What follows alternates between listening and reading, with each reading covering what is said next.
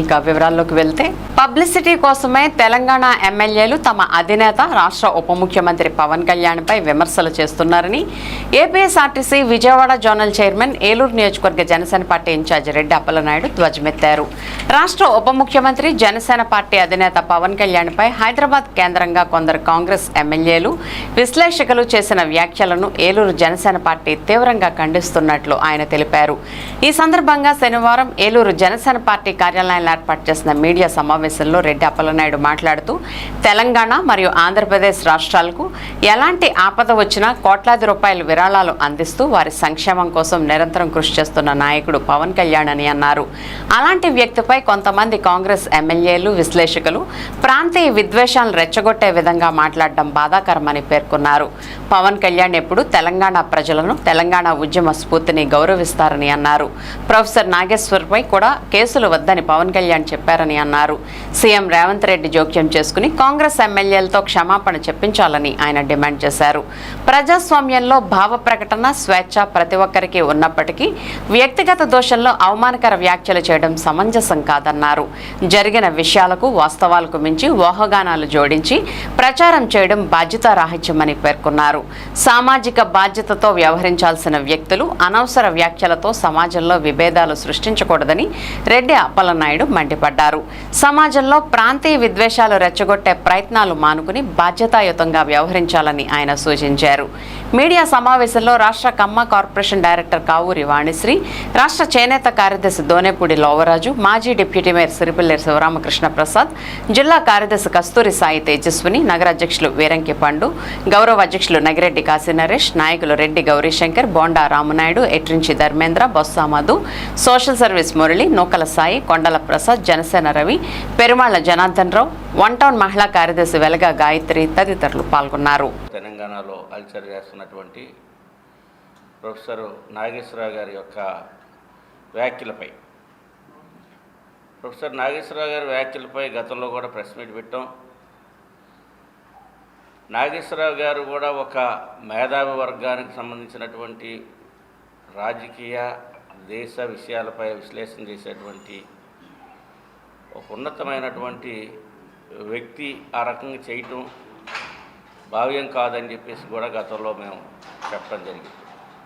అదేవిధంగా పవన్ కళ్యాణ్ గారు చాలా గౌరవప్రదంగా రాజమండ్రి వేదికగా ప్రొఫెసర్ నాగేశ్వరరావు గారు ఏదో ఉద్రేహంలోనో సరైనటువంటి సమాచారం లేకో ఏదో కమ్యూనికేషన్ ఇవ్వాలన్నటువంటి ఆలోచనతో మాట్లాడి ఉంటారు.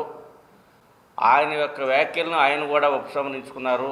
నేను ఇట్లా మాట్లాడి ఉండకూడదు, నాకు సరైనటువంటి నిర్దిష్టమైనటువంటి సమాచారం లేకుండా నేను ఇట్లా మాట్లాడి ఉండకూడదు అనేటువంటి వ్యాఖ్యలు నాగేశ్వరరావు గారు చేసిన తర్వాత ఆయన పైన మనం కేసులు పెడతాం కానీ ఆయన్ని దూషించడం కానీ మనకు కూడా కరెక్ట్ కాదు అని రాజమండ్రి వేదికగా పవన్ కళ్యాణ్ గారు చాలా స్పష్టంగా కేసులు కానీ అరెస్టులు కానీ వద్దని చాలా స్పష్టంగా చెప్పారు.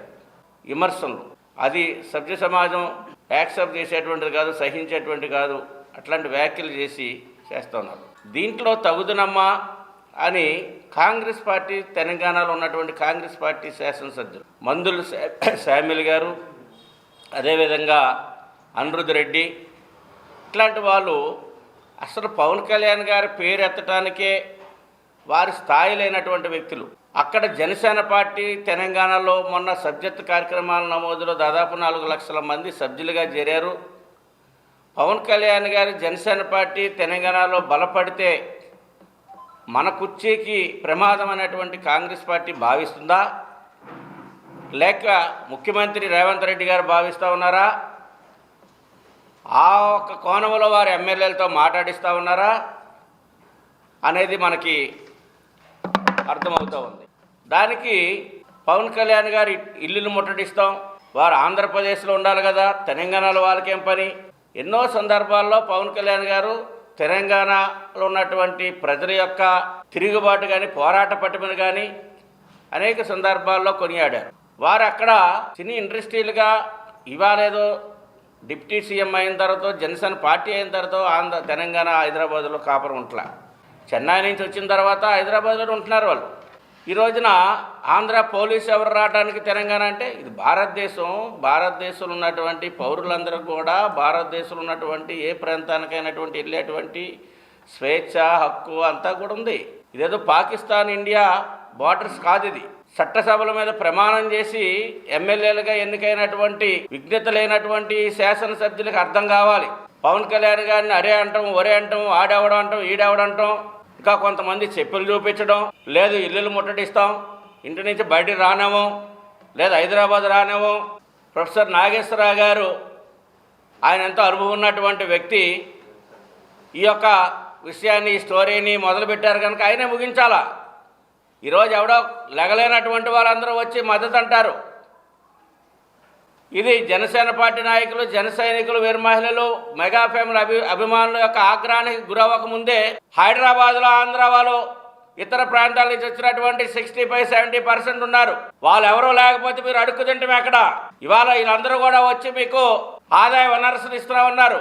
ఆంధ్ర పాలకులే, ఇక్కడి నుంచి ఎన్నికైనటువంటి ముఖ్యమంత్రులే, వైఎస్ రాజశేఖర రెడ్డి గారు కానీ, చంద్రబాబు నాయుడు గారు కానీ, ఎన్టీఆర్ కానీ, కోట్ల విజయభాస్కర్ రెడ్డి కానీ, ఎన్ జనార్దన్ రెడ్డి కానీ, మరి అందరూ కూడా ముఖ్యమంత్రులు అందరూ కూడా ఆంధ్రాలో ఉన్నటువంటి సంపదను తీసుకొచ్చి హైదరాబాద్ని డెవలప్ చేసినటువంటి చరిత్రను మర్చిపోకూడదు. వాళ్ళ ఆంధ్ర వాళ్ళు మీకు తేలికయ్యారు.